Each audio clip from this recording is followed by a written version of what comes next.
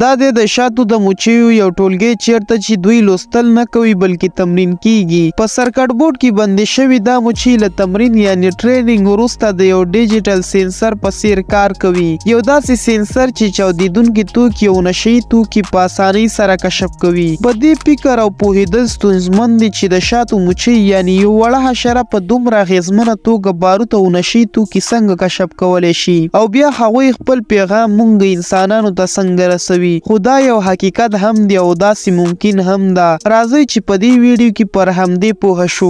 د دې ټریننګ پیل د مچیو له صندوقونو څخه کیږي چیرته چې تر ټولو مخکې یو آله استعمالیږي چې مچۍ انتخاب کړي. په دې آله کې له جمع کولو وروسته داسې یو ځای ته وړل کیږي چیرته چې دوی ته تمرین ورکول کیږي. له صندوق څخه د ویستلو وروسته دوی ډیر تاوتریخوالی کوي. له دې امله دا تر ټولو د مخه په یو یخچال کې کېښودل کیږي چې یخ شي او د دوی بې ځایه حرکت ودرېږي. له یخولو وروسته دا په لاس کې راخلي او په یو خاص قالب کې بندوي په کوم کې چې دوی الوتلی نشي خو د دوی سر د باندې پرېږدي او بیا په دې قالب کې دوی تر 30 دقیقو لپاره پرېښودل کیږي د دې لپاره چې له نوي چاپیریال سره بلد شي. یوه مچۍ په قالب کې بندول ډیر وخت نیسي. له همدې امله په ځینو لیبارټریو کې دا کار د ماشین په ذریعه کیږي. له دې وروسته د 2 ورځو لپاره دا مچۍ تمرین کیږي او بیا دوی بالکل د هغه څه په څیر کیږي لکه څنګه چې سپیانو ته د نشهیي توکو او چاودیدونکو توکو په کشف کې تمرین ورکول کیږي. د سپیانو په څیر د شاتو مچیو هم د بوی حس ډیر تیز وي. دا دواړه مخلوقات په میلیونو فاصله کې د خپل هدف د بوی کولو قوي صلاحیت لري. سپیانو ته چې د چاودیدونکو توکو په کشف کې کوم تمرین ورکول کیږي نو له کوچنیوالي یا وړوکتوب څخه پرې نشهیي توکي بوی کوي ترڅو چې سپی دا بوی کوي تر هغې پورې سپیانو ته د انعام او جایزې په توګه خوراک ورکول کیږي.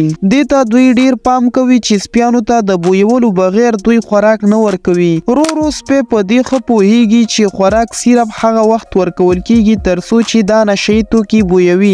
د سپیانو د دې ارواپوهنې په استعمال سره دوی ته په هوایي میدانونو کې د مخدره توکو کشف کول ډیر اسانیږي. کله چې دوی په یو بکس کې مخدره توکي محسوس کړي نو دوی د خپل عادت د مجبوریت له امله د خپل مالک یا تمرین کوونکي تر مخه خپله ژبه راوباسي او هماغه وخت دوی ته د انعام په توګه خوراک ورکول کیږي. که چیرې په کوم بکس کې مخدره توکي نه وي نو بیا هم دوی لومړی د بوی کولو دنده پر مخ وړي او تر هغې وروسته خوراک ورکول کیږي. خو اخر د شاتو مچۍ دا کار څنګه کولی شي؟ څنګه انسانانو ته پیغام ورکوي چې دوی چاودیدونکي توکي یا مخدره توکي کشف کړي دي؟ لکه څنګه چې موږ په دې پوهیږو چې مچۍ د ګلونو شیره څښي. کله چې دوی ګلونه بویوي نو هغه وخت خپله ژبه بهر راوباسي. د دوی ژبه د یو پایپ په څیر کار کوي د کوم په مرسته چې مایعات کش کوي. د ګلونو په بوی سره د ژبې راوباسل دا عادت بدلول دومره ستونزمن کار نه دی. په قالب کې بندي شوي مچۍ هغه وخت ماته مني چې دوی ته د یو څه وخت لپاره تمرین ورکړل شي.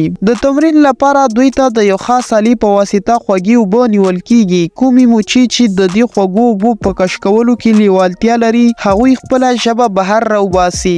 دا هغه وخت وي چې مچۍ د لنډ تمرین وروسته د ټریننګ یو بل پړاو ته داخليږي. اوس د لنډمهاله تمرین وروسته دا مچۍ د 6 سکندونو یعنی ثانیو لپاره د باروتو او مخدره توکو بوی ته کېښودل کیږي او په آخر کې د 3 ثانیو لپاره یو ځل بیا خوږې اوبه ورکول کیږي. دا پروسه د یو اتومات ماشین په مرسته پر مخ وړل کیږي. د 100 ساعتونو وروسته مچۍ په ښه ډول سره تمرین کیږي. هغوی په دې ښه پوهیږي چې د باروتو له بوی کولو وروسته دوی ته ضرور خوږې اوبه حاصلیږي. نو اوس په اتوماتیک ډول له دې بوی وروسته دا مچۍ خپله ژبه ضرور راوباسي. اوس دا مچۍ په مکمله توګه تمرین شوې وي. د همدې لپاره دا له قالب څخه راوباسي او په یو ډبه کې ازادي پرېښودل کیږي او بیا همدا تمرین نورو مچیو ته هم ورکول کیږي. که اوس درته ووایم چې له دې ټریننګ وروسته بارود هم پیژني او مخدره توکي هم. خو اوس ستونزه دا ده چې د مچیو دا خاص چلند انسان یوازې په مایکروسکوپ کې لیدلی شي خو عملاً یې په هوایي میدان او خاص ځایونو کې د مچیو دا چلند لیدل بالکل ناممکنه دي.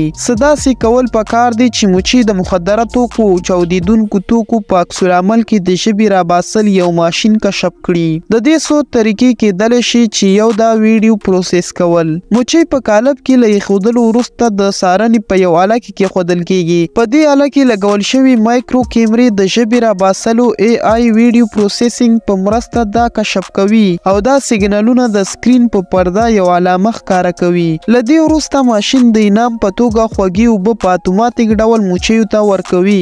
د کیمرې نه علاوه د مچیو عکس العمل د انفراريډ لایټ په واسطه هم کشف کېدلی شي. انفراريډ لایټ د مچیو د مخ لاندې داسې ځای پر ځای کیږي چې کله هم د دوی ژبه بهر راوځي نو په سنسر لګول شوي لایټونه تت او رڼا کموي. د دې په کولو سره لایټ سنسر پوهیږي چې اوس د مچیو ژبه بهر ده. د دې طریقې په استعمالولو سره شپږ دېرش د شاتو مچۍ د لاس دیواله په یو ماشین کې اچول کیږي، کوم چې محافظتي افسران د مسافرو په بکسونو د شپږ ثانیو لپاره ږدي. که چیرې په بکس کې مخدره توکي یا چاودیدونکي توکي وي نو سمدلاسه په سکرین یو سره علامه ښودل کیږي. د سپیانو او مچیو دا ځواک که پرتله شي نو په دې کې زیات فرق لیدل کیږي. کوم ټریننګ چې سپیانو ته ورکول کیږي په هغو کې څو کاله لګول کیږي، خو برعکس مچۍ په څو ساعتونو کې تمرین کیږي. نه صرف دومره بلکې د سپیانو په مقابل کې پر مچیو خرچه هم ډیره کم راځي. له دې سره ځینې پیښې داسې هم وي چې په هغه کې د سپیانو استعمال ناممکنه وي، لکه څنګه چې په ځمکه کې د دفن شوي ځمکي ماینونو پیدا کول دي. دا ماینونه د ځان له پاسه د لږ وزن په کشف کولو سره چاودنه کوي او معلومه خبره ده چې دا کار د سپیانو د کولو نه دی. د دې لپاره تمرین شوي مچۍ یوازې پرېښودل کیږي او له ډرون څخه پرې نظر ساتل کیږي. که کوم ځای دوی ته د چاودیدونکو توکو بوی حس شي نو دوی د هغې شاوخوا تاویږي راتاویږي، د دې په هیله چې اوس دوی ته خوږې اوبه حاصلیږي. د مچیو دا چلند د کیمرې په واسطه په ژوندۍ بڼه څارل کیږي او ماهرین سمدلاسه هغه ځای ته ځان رسوي. مچیو ته د خوږو اوبو انعام ورکوي او ځمکي ماین بیکاره کوي. نن ورځ سپی او مچۍ یوازې د حفاظت لپاره نه استعمالیږي بلکې نور هم زیات ځناور شته کوم چې په تاریخ کې د پوځي عملیاتو لپاره کارول شوي دي او دا د دوی لپاره زیات مفید ګرځېدلي. ویډیو تر همدې ځایه وه. زموږ سره په واتس اپ کې هم یو ځای شئ. په واتس اپ چینل کې موږ د معلوماتو سرچینې، مقالې، لنډ او جالب معلومات، همدارنګه د ویډیو اړوند اضافي معلومات په لیکلي ډول خپروو او ان شاء الله چې د واتس اپ معلومات به تاسو سره مرسته وکړي چې د هرې موضوع په اړه ژور پوه شئ. نو همدا اوس را سره یو ځای شئ. لینک یې په لومړي کمنټ او یا ډسکرپشن کې موندلی شئ. ملاویږو به په یوه بله معلوماتي ویډیو سره. تر بلې ویډیو مو د لوی الله په امان.